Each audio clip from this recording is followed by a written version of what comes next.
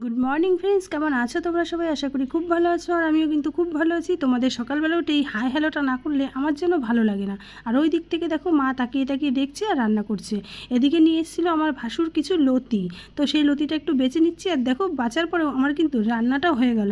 আর এই লতি দিয়ে দেশি তেলাপিয়া কে কে খেয়েছো একটু কমেন্ট করে অবশ্যই জানিও। তরকারিটা কিন্তু দারুণ হয়েছিল। এখন ভয়েস দিতে গিয়ে আমার জিভে যেন জল চলে আসছে। যাই হোক, আর একদিন করে খাওয়া যাবে।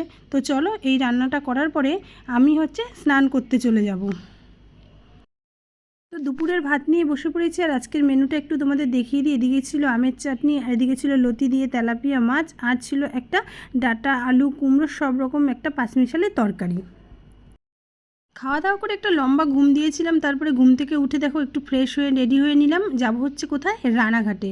কারণ বিকেলে আমার একটা নিমন্ত্রণ আছে, একটা বার্থডে। তো দেখো এখান থেকে আমি একটা গিফট নেব, তাই একটু দেখাদেখি করছি। তারপরে ওখান থেকে চলে গেলাম আমি একটা মশারির কারখানায়, যেখানে মশারিগুলো তৈরি হয়। সেখান থেকে আমি একটা মশারি নিয়েছিলাম। তারপর দেখো বাড়ি চলে আসলাম। বাড়ি এসে পুরো একদম রেডি হয়ে নর্মালি সেজেছিলাম। গরমের মধ্যে বেশ ভালো লাগছিল না, তাই এই শাড়িটাই পরে নিয়েছি। তো দেখো ফাইনালি চলে আসলাম সেই বার্থডে গালের বাড়িতে। তো এই যে আমার বান্ধবীর মেয়ের আজকে দেখতে দেখতে একটা বছর পূর্ণ করে ফেললো সেই মিঠাই। তো চলো তোমাদের মিঠাইয়ের সাথে একটু আলাপ করে দিই। তো এই দেখো মিঠাইকে কিন্তু খুব সুন্দর লাগছিল, একটা লাল জামা পরেছিল।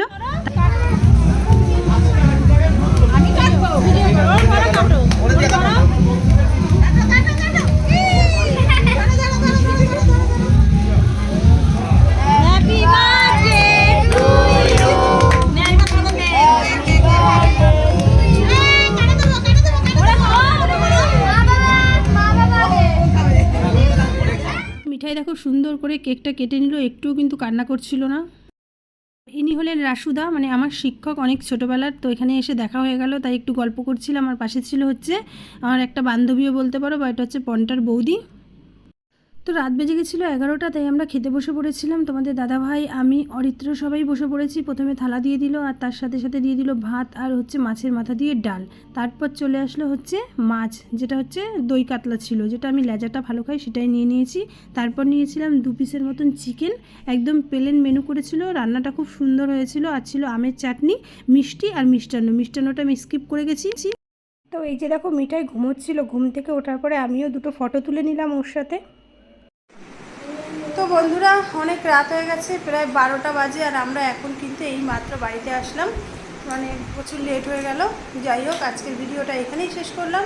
তো ভালো লাগলে অবশ্যই লাইক কমেন্ট শেয়ার করতে হবে। আর এখন গরম লাগছে, প্রচণ্ড ঘুমও পাচ্ছে, যেহেতু 12টার ওপরে বেজে গেছে।